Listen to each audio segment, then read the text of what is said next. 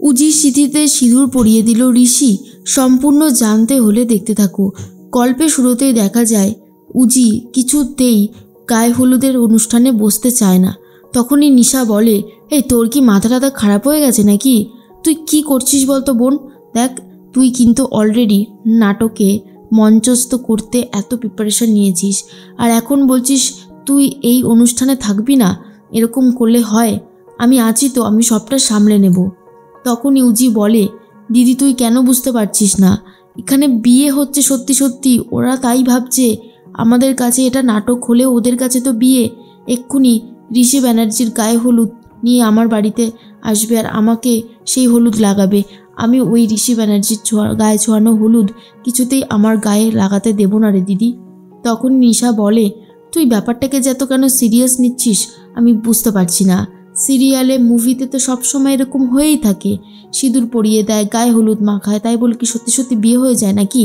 উজি তখন বলে, এটা তো সিরিয়াল হচ্ছে না বা মুভিও হচ্ছে না, এখানে তো আমার জীবন জড়িয়ে আছে, তুই এটা অন্তত বোঝার চেষ্টা কর।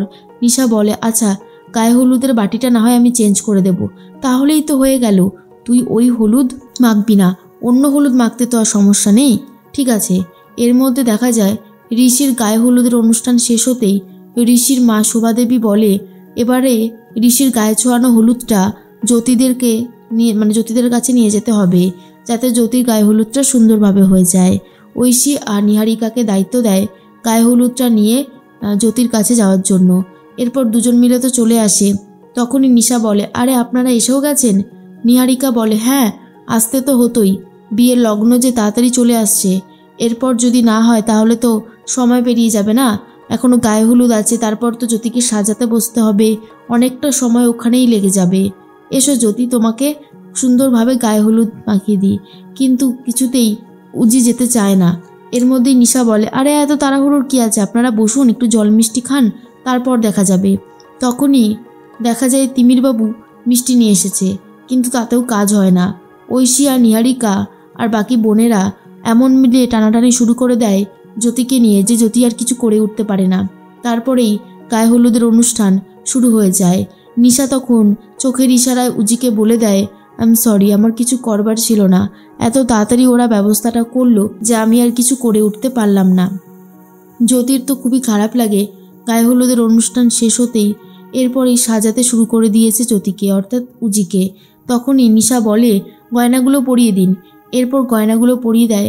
তার মধ্যেই নিশা বলে, আমি এখন যাব আর আসবো, বেশি সময় নেব না, তুই চিন্তা করিস না, এই বিয়ে আমি হতে দেব না, তার আগেই আমি একটা না একটা উপায় ঠিক বার করে দেব।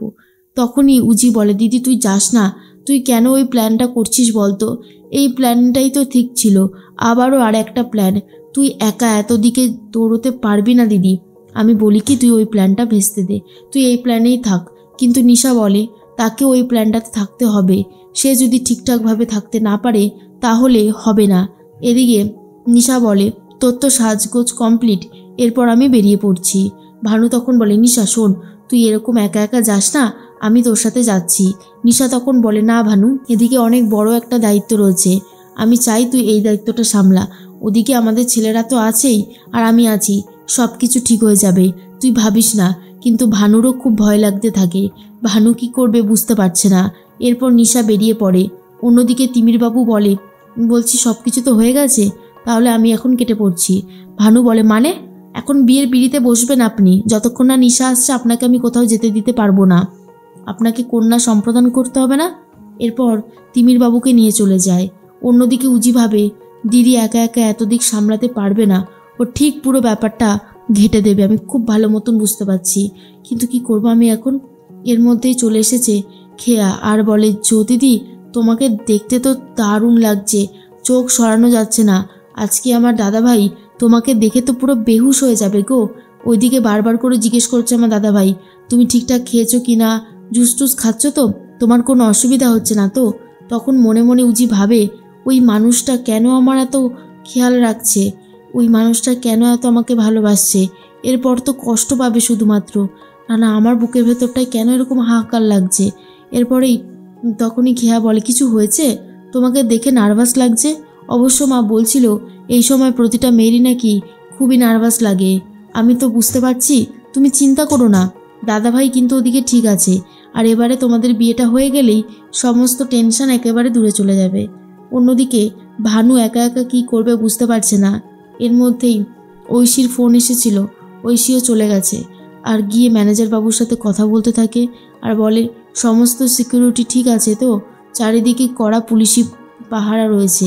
এরপর নিশা সিকিউরিটির ছদ্মবেশ নিয়ে মঞ্চে যাবে বলে ঠিক করে, অর্থাৎ ঐশীর দোকানে যাবে বলে ঠিক করে। তখন বাকি ছেলেপেলেরা যারা ছিল তারা নিশাকে বলে, এটা কিন্তু একটু বেশি রিস্ক নিয়ে নিয়েছিস নিশা, আমাদের কিন্তু সত্যি ভয় লাগছে, চারিদিকে পুলিশ রয়েছে। তখনই নিশা বলে, আরে বাবা, তোরা শুধু শুধু ভয় পাচ্ছিস, প্ল্যানটা তো ছকে নেওয়া হয়ে গেছে, তোরা ভালো করে কাজ করবি, দেখবি শুধু গয়না কেন, কত টাকাও তোরা পাবি। এরপরেই ঐশী ম্যানেজারকে বলে, গয়নাগুলো সব বাক্সে ভরে নেওয়া হয়ে গেছে তো, এবারেই কিন্তু আমরা বেরোবো, আমাদের হাতে কিন্তু সময় বড্ড কম, যা করার তাড়াতাড়ি করতে হবে। এর মধ্যেই নিশারা চলে এসেছে আর বলে, হাত ওপরে তুলুন, না হলে কিন্তু একটাকেও আর এখানে আস্ত রাখবো না। এরপর ঐশী খুব ভয় পেয়ে যায় আর বলে, কি ভেবেছেন আপনারা এগুলো নিয়ে পালাবেন? বাইরে কড়া পুলিশি পাহারা রয়েছে, চাইলেও কিছু করতে পারবেন না। কিন্তু নিশা অস্ত্র দিয়ে এমনভাবে ভয় দেখাতে থাকে ঐশীকে যে ঐশী আর কিছু করে উঠতে পারছে না। প্রথমেই সবার ফোনগুলোকে আগে নিয়ে নেয়, তারপর ওপর থেকে শাটারটা নামিয়ে দেয়। পুলিশ তখন ভাবে হয়তো দোকানদার এমনিতেই নামিয়ে দিয়েছে, কিন্তু এই সব কাণ্ড যে নিশারা করছে সেটা এখনও পুলিশ টের পায়নি। এরপর নিশা বাকি ছেলেদেরকে বলে, তোরা পুলিশদের সামনে দিয়ে এমনভাবে গয়নার বাক্সগুলো গাড়িতে তুলবি যেন দেখে জেনুইন মনে হয় তোরা দোকানের ছেলে পেলে, মনে থাকবে তো? তখন তারা বলে, ঠিক আছে নিশা। অন্যদিকে দেখা যায় যে জ্যোতিকে এবার বিয়ের মণ্ডপে নিয়ে যাওয়ার পালা। ঋষি তো রেডি হয়ে চলে এসেছে বিয়ের মণ্ডপে, সবাই এবার অপেক্ষা করছে কখন জ্যোতি আসবে আর কখন বিয়েটা শুরু হবে। এরপর যখন জ্যোতিকে নিতে আসা হয়, জ্যোতির অবস্থা খারাপ হয়ে গেছে, অর্থাৎ উজির অবস্থা। উজি ভাবে, এখনও তো দিদি এলো না, এবার আমি কি করব, আমাকে তো বিয়ের পিঁড়িতে যেতেই হবে। তখনই বিয়ের পিঁড়িতে বসে পড়ে আর ঋষির কাছে নিয়ে যায় শুভদৃষ্টির জন্য। শুভদৃষ্টি করবে বলে ঋষি তো মুখিয়ে বসে আছে, আর এরপর জ্যোতির সাথে ডিরেক্ট শুভদৃষ্টি হয় ঋষির। অন্যদিকে ঐশীকে ফাঁকি দিয়ে সমস্ত গয়নাগুলো গাড়িতে তোলার ব্যবস্থা করে নিশা, কিন্তু সেখানে পুলিশ নিশাকে বুঝতে পেরে যায় আর নিশা সেখান থেকে গাড়ি নিয়ে পালাতে শুরু করার চেষ্টা করে। কিন্তু দেখা যায় অনেকটা দূর গিয়েও নিশার গাড়িটা আর এগোতে পারছে না, সেক্ষেত্রে নিশার গাড়ির অ্যাক্সিডেন্ট হয়। আর এর মধ্যেই ঋষি আর উজির তো বিয়েটা হচ্ছে, আর উজি এখনও বুঝতে পারছে না কি করবে। তার মধ্যেই কিন্তু ঋষি উজিকে সিঁদুর পরিয়ে দিচ্ছে, আর ফাইনালি ঋষি আর উজি অর্থাৎ জ্যোতির বিয়েটা কিন্তু হয়েই যাচ্ছে। নিশার কিন্তু এদিকে বড়সড় একটা অ্যাক্সিডেন্ট হচ্ছে।